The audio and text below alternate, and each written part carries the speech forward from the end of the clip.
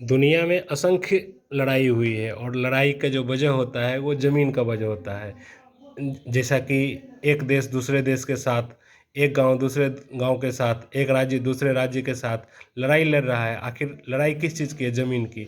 और ज़मीन की माप जो है वो एक कोई साधारण काम नहीं है, जहाँ पर कि एक सुई बराबर भी, एक तिनका बराबर भी, एक रस्सी बराबर भी थोड़ा सा भी अंतर से ज़मीन में पूरा अंतर आ जाता है। तो ये जो आप देख रहे हैं, ये एक नक्शा है। और ये नक्शा जो है ये बना हुआ है 1907 और 1908 ईस्वी का। यह है भवनगामा थाना 145, मशहूर नाम भवनगामा। और ये, और यहाँ पर देखिए कि किस प्रकार से ये इसमें एक एक बिंदु का माप होता है। तो यहाँ पर देखिए कि क्या क्या चीज नक्शा में होता है। और जहाँ पर कि जब 1907 और 8 में जब बनाया गया था, तो तब उस समय कंप्यूटर व्यवस्था भी इतनी दुरुस्त नहीं थी। फिर भी इसमें इतनी बारीकी से, जहाँ पर कि एक एक बिंदु का अपना अर्थ होता है, यह बनाया गया। यह एक आश्चर्य की बात है कि आज से सैकड़ों साल पहले जो किस प्रकार से व्यवस्थाएं बन थी, और वर्तमान में वो व्यवस्थाएं उतनी सही नहीं है। आखिर क्यों जर्जर हो गई? ये इस पर विचार करने की वाली बात है। यहाँ पर 1907 और 1908 लिखा हुआ है। उस समय जिला मुंगेर हुआ करता था, परगना सलेमाबाद, और थाना लखीसराय। ये जो है व्यवस्था जिस प्रकार से दिख रहा है, ये जर्जर नक्शा हो चुका है। लेकिन इसमें जो एक एक बिंदु के हैं अभी उतने ही मायने हैं। तो अभी मैं कोशिश करूंगा कि यहाँ पर, ये कि व्यक्तिगत है, यहाँ कोई सेटअप ये सरकारी नहीं है। तो ये सेटअप है, इसमें एक्सपर्ट हैं जो कि कई पुस्त से यही काम करते आ रहे हैं। उनसे जानेंगे कि कैसे नक्शा नापा जाता है और किस चीज़ को ध्यान में रखा जाता है। तो अभी शुरुआत करते हैं।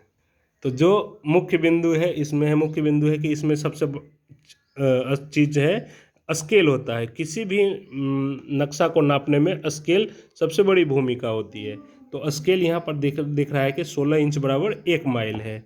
यहाँ पर ये स्केल है। उसके बाद क्या होता है? प्रोमिनेंट पॉइंट होता है। प्रोमिनेंट पॉइंट क्या होता है? नदी होता है, पेड़ होता है, रेलवे लाइन होता है, कोई मंदिर होता है, कोई मस्जिद होता है। इस तरह से जो भी होता है ये प्रोमिनेंट पॉइंट होते हैं। यहाँ पर देखिए कि नदी हरोहर है।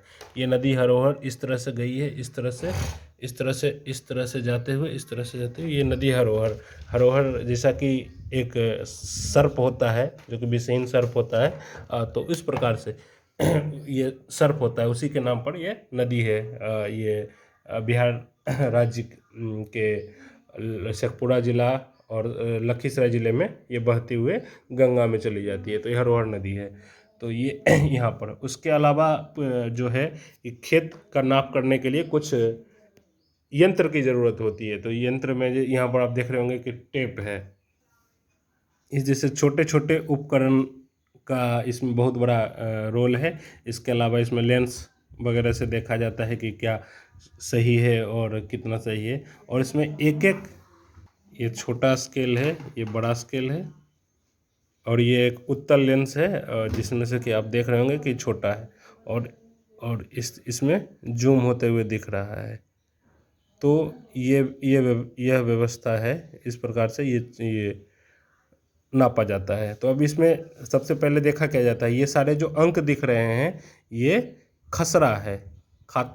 जमीन की नाप के लिए प्लॉट नंबर या खसरा नंबर, ये खसरा नंबर है, जो कि जैसा कि 1907-8 में बना हुआ था। तो ये उस जमाने का ये बना हुआ है, और सबका खसरा नंबर एक एक अलॉट किया हुआ है, प्लॉट नंबर। तो यहाँ पर अब पहले हिंदी पढ़ना बहुत ज़रूरी है। तो यहाँ पर देखिए लिखा हुआ है, हिंदी की जानकारी बहुत ज़रूरी है अगर नक्शा आपको नापना है तो। 2131 2131 है, यहाँ पर 2928 है, यहाँ पर करेक्शन 2128 है, यहाँ पर 2129 है। तो इस तरह से ये है, इसमें पढ़ा जाता है। तो यहाँ पर देखेंगे, अगर इसमें देखा जाता है तो सबसे बड़ा अगर खेत है तो ये खेत है सबसे बड़ा पूरे इधर। सबसे बड़ा रकबा यही है, रकबा जो क्षेत्रफल को कहा जाता है। तो यह जो खेत है ये 52 एकड़ के लगभग है, 52 एकड़। और जो खेत का माप होता है वो बीघा कट्ठा में भी होता है। तो बीघा और कट्ठा जो होता है वो अलग अलग होता है, वेरी करता है कि हर एक जगह पर वो लोकल होता है वो गांव के हिसाब से। तो ये सारी चीज़ें हैं, ये सारी व्यवस्था से आप चाहते हैं तो इसे खुद से भी सीख सकते हैं, कोई बहुत बड़ी चीज़ नहीं है। इसमें सीधे क्षेत्रफल का माप किया जाता है। बहुत सारे खेत का आकार जो होता है वो सीधा होता है, समानांतर होता है, चतुर्भुज की तरह होता है। कुछ जो खेत होते हैं वो इस तरह से होते हैं, इस प्रकार टेढ़ा कुबड़ा होता है खेत, इसका भी माप किया जाता है। तो इसमें जो है जो लंबवत 2-3 जगह लेकर 4 जगह लेकर उसके बाद उसके समानांतर करके लगभग वो खेत का माप जो है वो होता है। बिहार में जो खास करके लगभग 50% जो क्राइम है, क्राइम की वजह जो है वो ये खेत का है। नहीं है, खेत का अच्छी तरह से नहीं है, और ना ही उसका सरकार के पास कोई व्यवस्था है। तो सरकार के पास व्यवस्था है कि सरकार जो है लोगों को प्रशिक्षित करे और लोग खुद भी जानकारी इकट्ठा करें और इसमें खेत नापना सीखें, और क्या सही है और क्या गलत है उसको जानें, उसे सीखें, और उसके बाद हुए हैं कुछ लोग जो छोटे मोटे एक्सपर्ट होते हैं वो इस काम को करते हैं जिन्हें कि खुद ही उतना अनुभव नहीं होता है। तो इसकी चौहद्दी में यहाँ पर ग्राम सदा बीघा और थाना संख्या 160 दिख रहा होगा। इधर डुमरी और इधर डुमरी परगना ग्यासपुर है। यहाँ जो है इसका परगना सलेमाबाद है। यहाँ इसका डुमरी का परगना ग्यासपुर है।